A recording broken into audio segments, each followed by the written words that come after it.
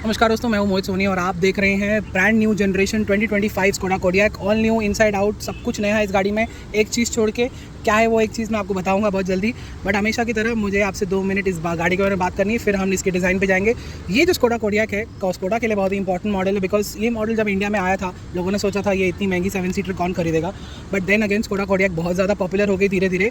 Skoda की बहुत ही aggressive marketing techniques की वजह से लोगों ने इस गाड़ी को समझा, परखा और ये जाना कि इस गाड़ी में बहुत कुछ आपको मिलता है जो दूसरी गाड़ियों में आपको नहीं मिल पाता है। स्कोडा कोडियाक आज बहुत ही एक कॉम्पिटिटिव राइवल है टोयोटा फॉर्च्यूनर के लिए, जो काफ़ी पुरानी हो चुकी है। स्कोडा कोडियाक तो अभी उतनी देर में स्कोडा कोडियाक ने एक फेसलिफ्ट भी किया, अभी नई जनरेशन भी ले आए हैं और वो भी इंटरनेशनल लॉन्च के बाद इंडिया में बहुत जल्दी आ रही है। तो ये दिखाता है कि स्कोडा का जो फोकस है इंडियन मार्केट के लिए और इस गाड़ी के लिए बहुत हाई है। एंड स्कोडा जो है प्रीमियम सेगमेंट में हमेशा से जाना जाता था। ऑक्टाविया या सुपर्ब का जो बोलते हैं, जैसे इसे सुपर्ब का एसयूवी वर्जन कहा जाता है, एग्जैक्टली ये वही चीज़ है। एंड ये फिर गाड़ी बहुत ज़्यादा इंपॉर्टेंट हो जाती है क्योंकि सुपर्ब ने इस ब्रांड को बनाया, कोडियाक अभी इस ब्रांड को आगे ले जा रहा है। Because SUV is the mantra, SUV is everything that you need.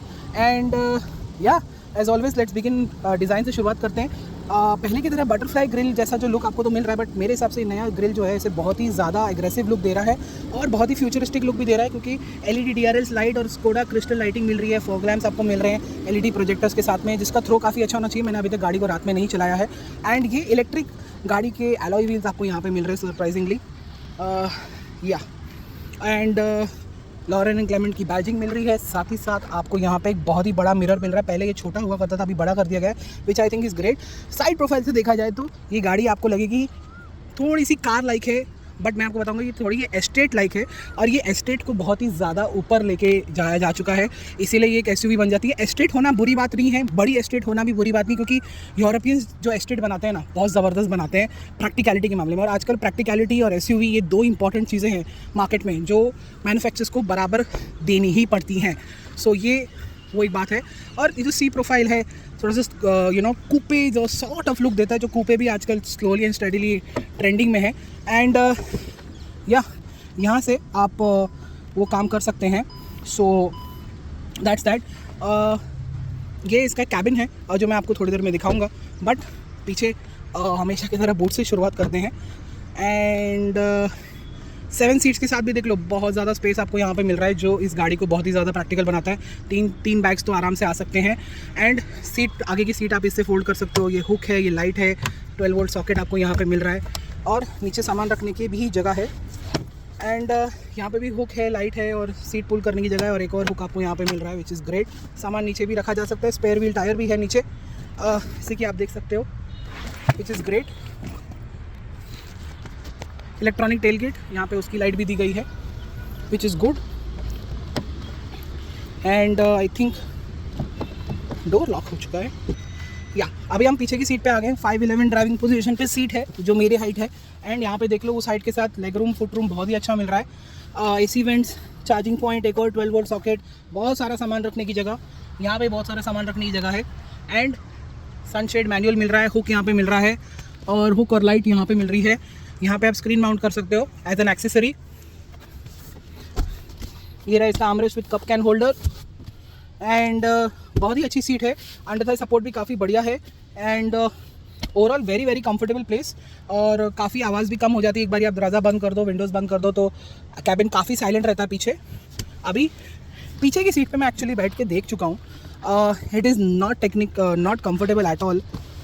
For my 5'11" height के लिए तो बिल्कुल कंफर्टेबल नहीं है। बच्चों के लिए just about should be fine, और 5'6" के नीचे जो भी रहेगा उसके लिए काफ़ी अच्छी चीज़ है ये।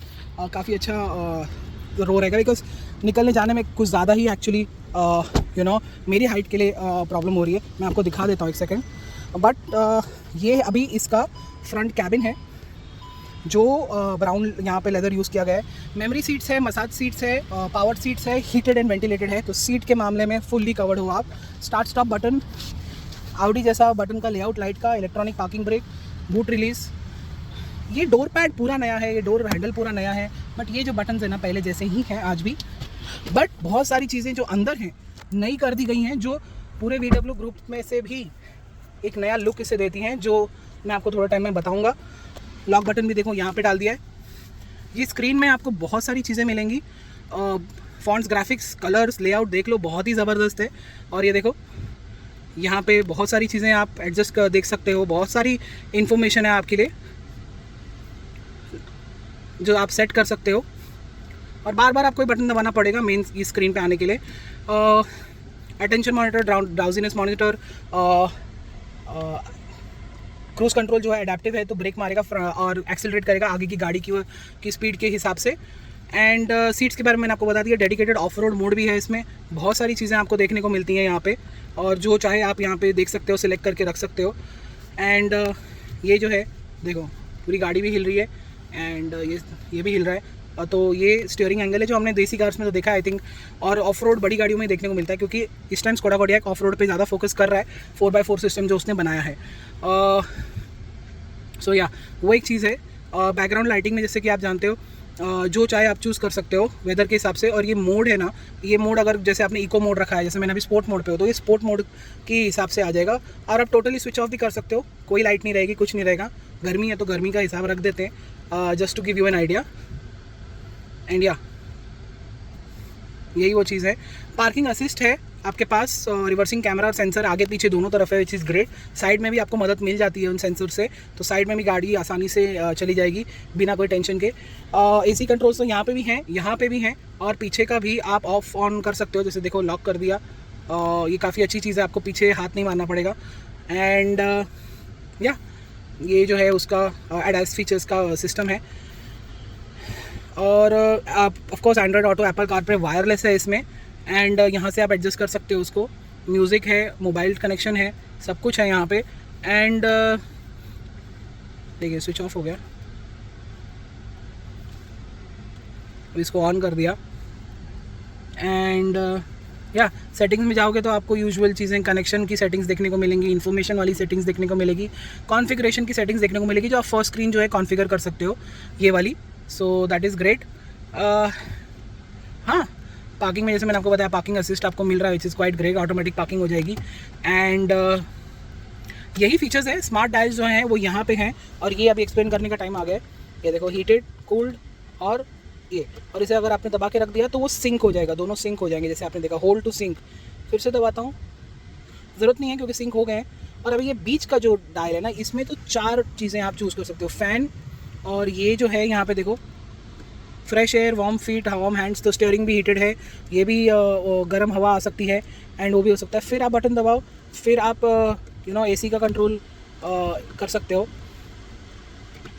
वॉल्यूम आ जाता है। एंड देन ये है ड्राइव मोड्स, जो आप यहाँ से चूज़ कर सकते हो। देखो स्पोर्ट, ऑफ रोड, स्नो, ये सब कुछ। अब देखो अचानक से गर्म हवा आने लग गई है। एंड मैं जो है सेटिंग्स में जाऊँगा, इसके क्लोज़ कर दूँगा, एंड ये जो बटन है रिफ्रेश एयर के लिए चालू कर दूँगा। यहाँ पे 2 वायरलेस चार्जर है, यहाँ पे सामान रखने की जगह है, यहाँ पे कप होल्डर है। ये जो है इसके ऊपर एक अच्छा सा कपड़ा लगा है, क्योंकि अगर स्क्रीन के ऊपर ज़्यादा ही फिंगर प्रिंट्स आ गए तो आप इसे पोंछ के रख सकते हो। यूरोपियन अटेंशन टू डिटेल आपको यहाँ पे मिल रहा है। यहाँ पे भी काफ़ी सारी सामान रखने की जगह है, ये भी काफ़ी ज़्यादा डीप है, बट ग्लव बॉक्स जो है उतना डीप नहीं है, ना इल्यूमिनेशन है, ना चिलिंग है, ना कुछ है।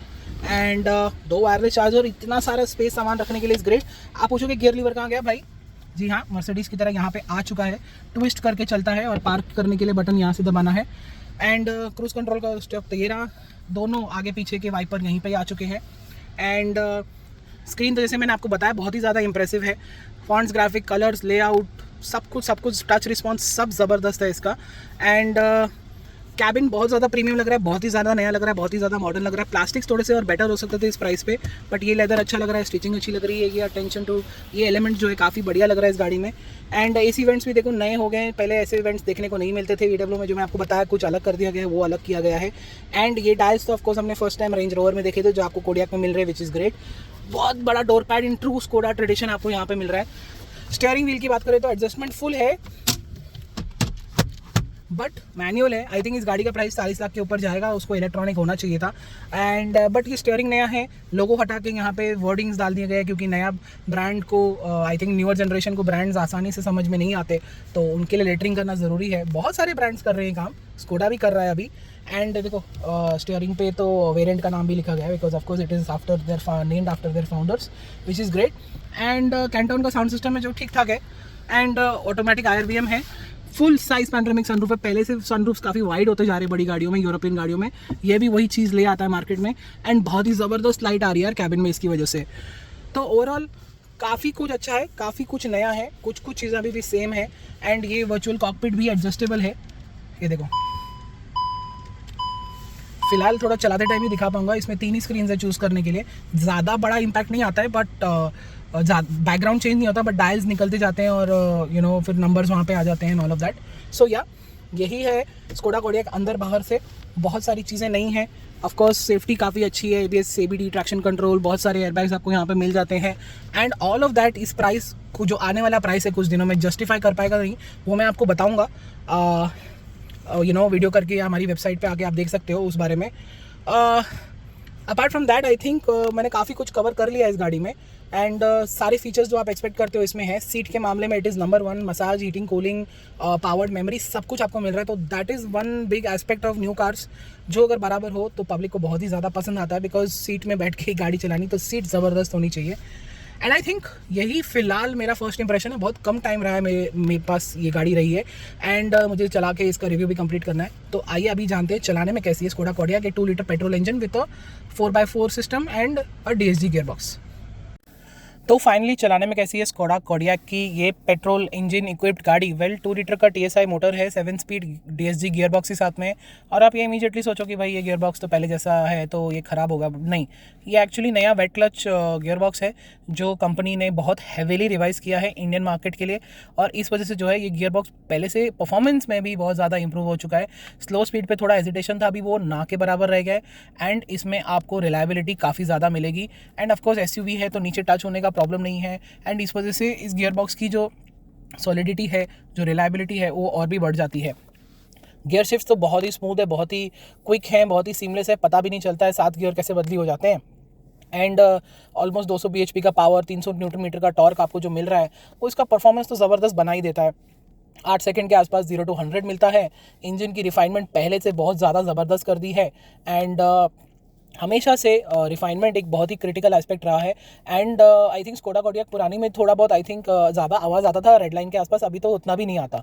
तो मोस्ट ऑफ द टाइम जब मैंने गाड़ी विदाउट इवन रेडियो चलाई तो मैंने ज़्यादा आवाज़ नोटिस नहीं किया इंजन से। एंड आई थिंक रिफाइनमेंट एक बहुत ही इंपॉर्टेंट पार्ट होता है लग्जरी कार्स के लिए। ऑफकोर्स ये स्कोडा कार है और ये एक लग्जरी कार भी गिनी जाती है, बिकॉज ऑफकोर्स इसका प्राइस 50 लाख रुपये के आसपास पड़ता है ऑन रोड। तो वो रिफाइनमेंट एस्पेक्ट से लग्जूरियस जो फील आपको आनी चाहिए वो आपको ज़रूर आएगी इस गाड़ी में। एंड परफॉर्मेंस की कोई कमी नहीं है, सिटी की ड्राइवेबिलिटी बहुत अच्छी है, पावर टॉर्क अच्छा खासा आपको मिल जाता है। एंड गियर शिफ्ट भी काफ़ी स्मूथली और क्विकली होते हैं, तो आपको ज़्यादा चिंता करने की बात नहीं है। ड्राइवेबिलिटी बहुत ही ज़बरदस्त रहेगी, बहुत ही सॉलिड रहेगी, परफॉर्मेंस भी भर भर के रहेगा। एंड ये जो अभी गाड़ी ने एक बहुत बड़ा चेंज देखा है चैसी वाइज, वो है ये कि सस्पेंशन इसका पहले से बहुत ज़्यादा ज़बरदस्त कर दिया गया है। इंडियन मार्केट के लिए इसे रेडी कर दिया गया है, क्योंकि ये गाड़ी का राइड क्वालिटी अब बहुत ही ज़्यादा ज़बरदस्त हो गई है। हर खड्डे पे, हर टाइप के रोड पे फ्लैट निकल जाती है, बाउंस ज़्यादा नहीं करती, इधर से उधर नहीं होती, one side to other side नहीं होती। उसकी वजह से आपको टर्निंग करते time fast speed, slow speed पे ज़्यादा बॉडी रोल भी नहीं मिलेगा। एंड ये जो फ्लैट सस्पेंशन बिहेवियर है वो बहुत ही ज़बरदस्त है। और ओवरऑल गाड़ी को जिस हिसाब से बनाया गया है, हाइट लेंथ सब कुछ बढ़ाने के बाद भी ये गाड़ी ऐसे लगता है कि आप एक लंबी गाड़ी चला रहे हो, SUV नहीं चला रहे हो। And feel wise ease of use के टाइम आपको ऐसा लगेगा कि ये गाड़ी जो है ईजी है, और इसी वजह से ये सब लोग ये SUV बहुत अच्छे से चला सकते हैं। पहले ये थोड़ी सी और मतलब पुराने ज़माने जैसी SUV लगती थी, जो कभी कभी उसके प्लस माइनस पॉइंट्स थोड़े हो जाते हैं शहर में चलाते टाइम। आप महसूस कर सकते हो कि हाँ भाई आखिर में इतनी भी आसान नहीं है चलाने में, बट ये वाली जो है बहुत ही आसान हो गई है। ये आपके ऊपर स्ट्रेस नहीं डालेगी, टर्निंग लेना, लेन चेंज करना, यू टर्न लेना बहुत ही आसान हो गया इस गाड़ी के साथ में। और ये जो कार लाइक फील आ रही है ना आपको एक SUV गाड़ी में जिसमें आप ऊपर बैठे हुए हो, वो इस गाड़ी को ज़बरदस्त बना देता है। साथ ही साथ आपको एक लग्जूरियस इंटीरियर मिल रहा है जो काफ़ी रिफाइंड है। Road noise, wind noise, tyre noise, traffic noise कांच के थ्रू नहीं आता है। And all wheel drive 4x4 है, ग्राउंड क्लियरेंस इतना ज़्यादा है, तो इस वजह से आपको एक बहुत ही लग्जूरियस, रिफाइंड और प्रैक्टिकल गाड़ी मिल रही है एवरीडे ड्राइविंग के लिए। एंड इसकी माइलेज आप 7 से 8 के आसपास एक्सपेक्ट कर सकते हो शहर में। हाईवे पे 12-13 से ऊपर भी आपको माइलेज मिल जाएगा इसमें। एंड अगर आपकी स्पीड 100 के अंदर है तो मेरे हिसाब से आपको एक बहुत ही अच्छी गाड़ी मिल रही है सेगमेंट में। बाकी सब कुछ तो मैं आपको बहुत डिटेल में एक्सप्लेन कर चुका हूँ गाड़ी के अंदर बाहर के बारे में। और स्टीयरिंग का फीडबैक, ब्रेक्स भी बहुत अच्छे लगे, टायर्स भी ठीक ठाक थे। आजकल सब टायर्स तो इको वाले ही रहते हैं, बट देन अगेन उसके बावजूद भी जहाँ तक मैं इसे कॉर्नर कर पाया बहुत ही कम शॉर्ट ड्राइव में, मैंने ये नोटिस किया कि बॉडी का कंपोजर अच्छा है, ग्रिप लेवल काफ़ी अच्छा है, ऑल व्हील ड्राइव है, तो कभी भी व्हील स्क्रीच नहीं होंगे, कुछ नहीं होएगा। फुल थ्रॉटल दो, चलाने में काफ़ी मज़ा आएगा। एंड 140-150 गाड़ी आराम से पहुंच जाती है, 2-4 लोग पीछे बिठाने के बाद भी। तो ये जो बहुत अच्छा एस्पेक्ट है कोडियाक का ड्राइविंग करते टाइम। यूरोपियन कार है, CKD है, वहाँ से पैनल्स आ रहे हैं, यहाँ पे असेंबल हो रहे हैं, तो आपको एक बहुत ही अच्छी हाई क्वालिटी गाड़ी भी मिल रही है काफ़ी अच्छे प्राइस पे। ऑफ कोर्स प्राइस थोड़ा सा, अगर एक ही नेगेटिव मुझे इस गाड़ी में दिख रहा है वो ये है कि प्राइसिंग 6-7 लाख रुपए इन्होंने बढ़ा दी है, बट देन अगेन आप देख लो फीचर की लिस्ट बहुत लंबी है, क्वालिटी काफ़ी बढ़िया है एंड ड्राइविंग अच्छी है, इंजन में परफॉर्मेंस आपको माइलेज ये वो अच्छा मिल रहा है। ये इंजन अभी इतनी गाड़ियों में यूज़ हो रहा है VW, Audi और स्कोडा में। आई थिंक ये इंजन 1.5 और 1.2 पेट्रोल के बाद में बहुत ही इंडिया फ्रेंडली बन चुका है। E20 रेडी तो है ही, ये बाकी सब चीज़ों के लिए भी रेडी हो ही जाएगा फ्यूचर में, बिकॉज ये इंजन को स्कोडा VW वाले बहुत अच्छे से समझ चुके हैं।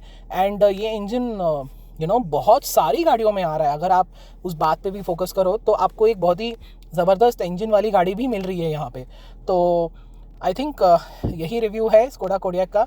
प्राइस थोड़ा हाई है, बाकी सब गाड़ी में ज़बरदस्त है, एंड प्राइस भी थोड़ा सा ज़्यादा है, बट देन अगेन आपको एक लग्जूरियस गाड़ी जो काफ़ी हद तक वैल्यू फॉर मनी भी है वो आपको यहाँ पे मिल जाएगी। ऑफ कोर्स 50 लाख रुपए के आपके आसपास बजट है तो आप डेफिनेटली स्कोडा कोडियाक के अलावा तो कोई और गाड़ी देखोगे नहीं। अगर आपको फॉर्च्यूनर लेनी होती तो आप ले चुके होते, बट ये गाड़ी आपको डिसअपॉइंट नहीं करेगी, आपको काफ़ी मज़ा आएगा इस गाड़ी के साथ में। जो ईज़ ऑफ यूज़, जो आसान है चलाना, जो रिफाइनमेंट आपको, जो लग्जरी इसमें मिलेगी वो फॉर्च्यूनर और बाकी सारी गाड़ियों के सेगमेंट में तो नहीं मिलने वाली। तो बहुत बहुत धन्यवाद ये वीडियो देखने के लिए। मिलते हैं अगले वीडियो में, तब तक के लिए thank you so much for watching. See you next time, good bye.